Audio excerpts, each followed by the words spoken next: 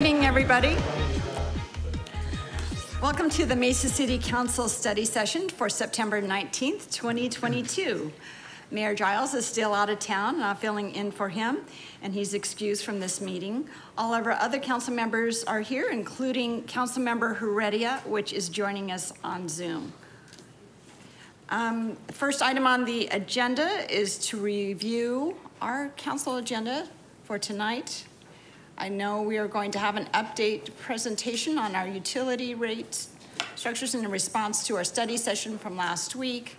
I'm looking at a couple of suggested changes before we do the public. That's right. Yeah, thank you, Vice Mayor and Council.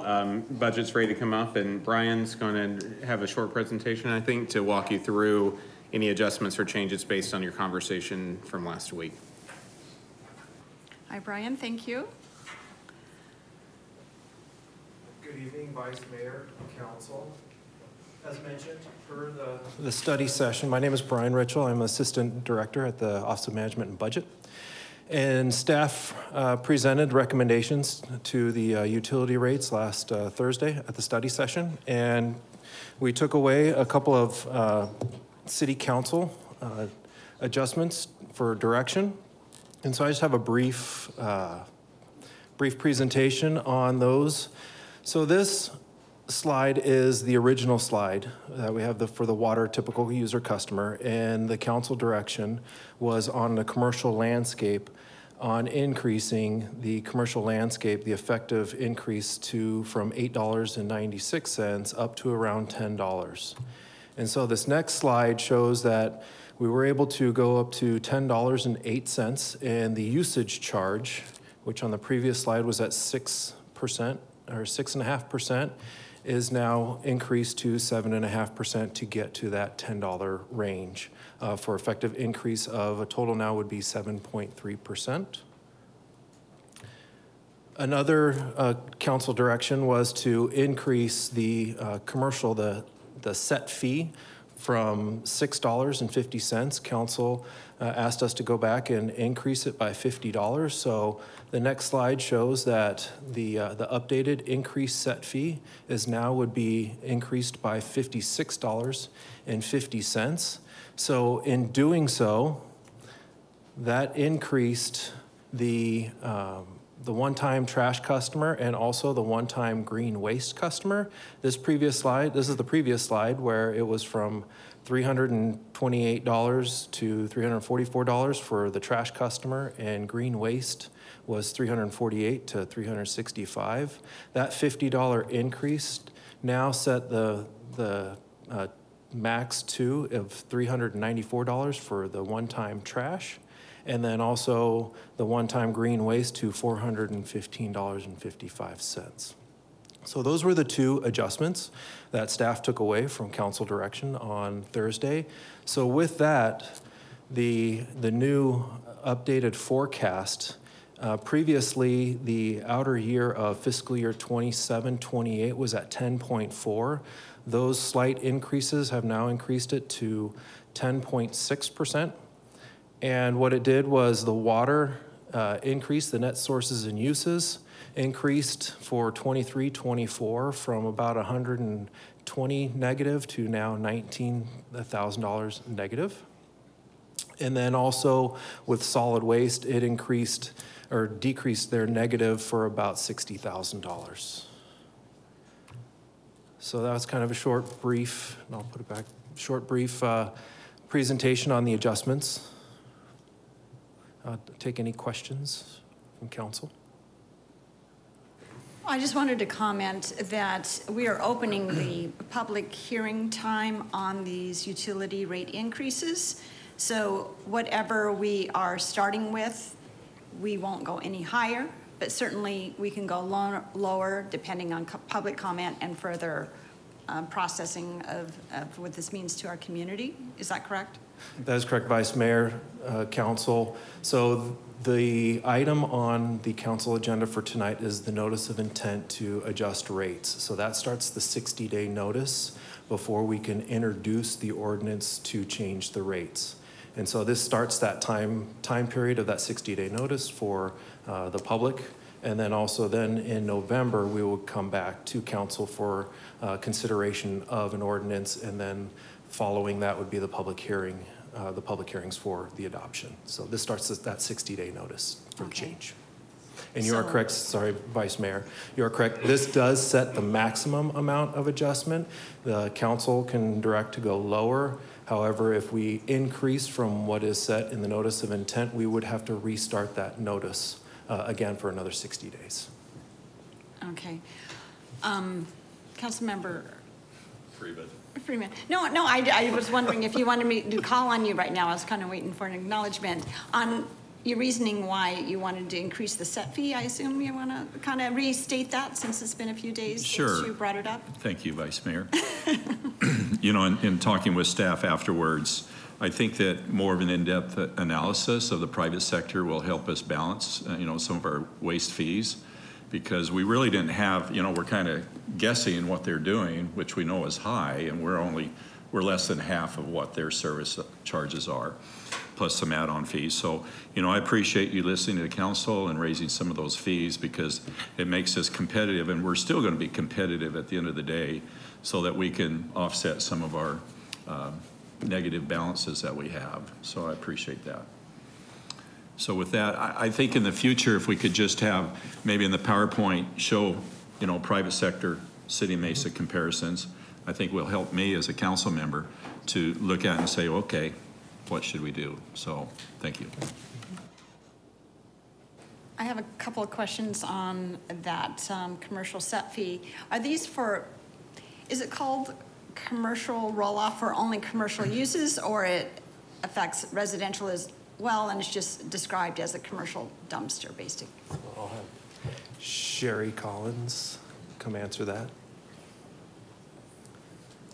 Hello, Vice Mayor, Council. We considered our commercial program because it's a competitive program. So the roll-off business is open to both commercial and residential customers, but we call it our commercial program because it's customer-based and open to the public for competition. Do other, I don't know if municipalities, but I know other vendors that offer this service, do they publish or have a set fee? We kind of separate what our set fee is and versus our dumpster fee. Are we competitive even with this $50 increase? Vice Mayor, council members, so we looked at that, and the fees that we find when we look at them, they don't break it out the same way that we do. They have different structures. They will have environmental fees, fuel fees, things like that. So each entity will break them out in different ways. Okay, well, we'll certainly take public comment on that, and we want to encourage people using the dumpsters. There's a lot of trash on our lots and streets. So Sherry, what municipalities provide the same level of service we do around us? Vice Mayor, Councilmember Freeman, as far as I know, all municipalities around us do provide roll-off services as well. We are the largest roll-off service provider of the municipalities around us. We do run the most routes each day, but they do provide this type of service as well. Okay.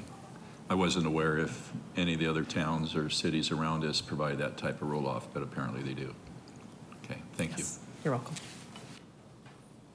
So last week when we spoke about how our fees are about a third of the competition, does that include municipalities? Vice Mayor, council members, I have not done a comparison to the other municipalities. We compare it to what our competition is in the field. So within Mesa, we don't compete with the surrounding municipalities, just the private sector. So that's what we use for our comparison.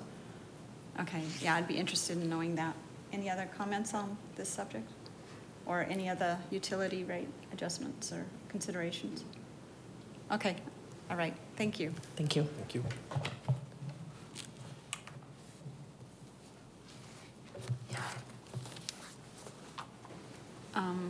Any other comments for the agenda?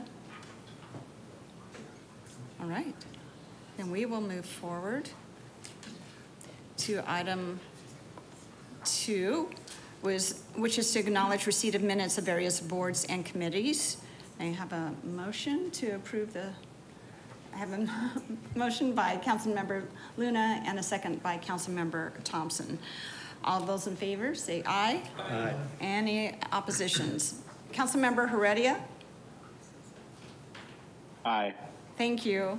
That passes unanimously. So we are moving right along. The next item is current events. Did you have any updates, Mr. Butler? Vice Mayor, no. Once we get down to scheduling of meetings, we'll talk about Thursday. But as far as current events, no, I'll just turn it back to council for that. Okay, I'm Thank sorry, you. I got out of order. Oh, no, Okay. no, that's. Let's talk about current events. I want to keep you in suspense about Thursday, so that's. Current events, anything from council? Julie? Councilmember Freeman and I attended, we went and visited JAG this afternoon and took a tour of their facilities and learned more about their program, which is Jobs for Arizona Graduates.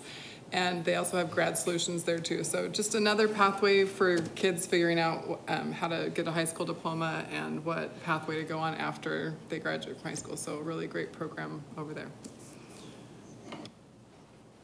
Councilmember Luna? Yes, on Thursday, participated on the LGHN, Local Government Hispanic Network. And we talked about our Dia de los Muertos celebration and what an outstanding job the Mesa Arts Center does to celebrate Dia de los Muertos. And we had a lot of participation. And I want to thank Senya, her last name escapes me.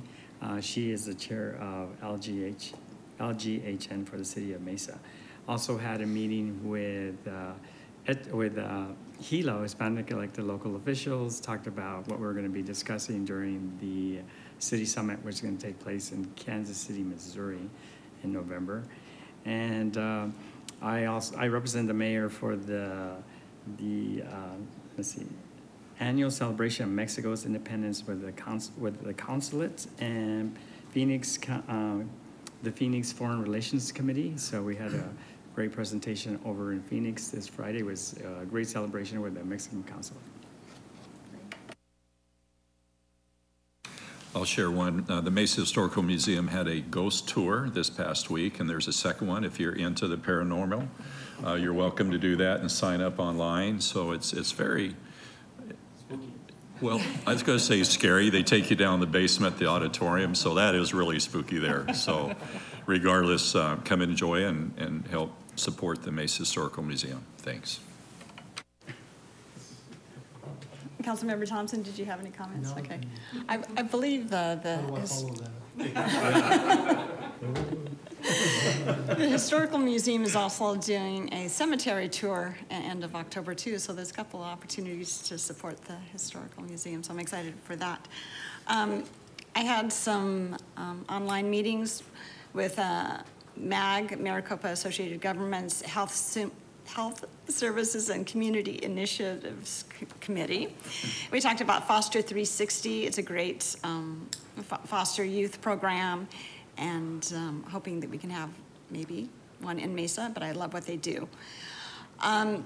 Also, the county did a housing review on home ownership and the supplies. There's some interesting statistics on that I just want to bring up real quick. Home ownership, 42% out of state. So a lot of investors in buying homes in our cost burdened, about 50% are severe cost burdened ownership. Housing supply and evictions, there's 72% in low income areas. So the overall findings were, housing choices and affordability, and of course there's a lot of work to do that, and there's a number of organizations, whether nonprofits in the city and the county, and I'm sure the state, that we're all collaborating and finding solutions to these issues of housing in our city and in our metropolitan area. I also attended on Zoom a National League of Cities Women in Municipal Government. I'm on the board. And we talked about the upcoming city summit. Thank you. And this week, I'm leaving for the National League of Cities Large Cities Council Conference. So I will miss a study session on Thursday. I'm looking forward to that. Now we will get to Well, now schedule of meetings. now that I've kept you all, you know, on bated breath here for the last 3 minutes, yes, we will be meeting without the vice mayor, it sounds like, on Thursday morning for study session at 7:30 a.m. Look forward to seeing you all then. I know, right? Wow, you got my hopes up. My boss is back on Thursday. You can take it up with him. Okay. So unless there's anything else, oh, yes, I'm sorry. Councilmember Heredia, do you have anything you would like to share? I forgot to ask earlier on our meetings and conferences attended. I'm good. Thank you. Okay, thank you very much. I apologize. So now we can adjourn, I think, for the study session, and then we'll be meeting. And we have a motion by Councilmember Spilsbury and a second by Councilmember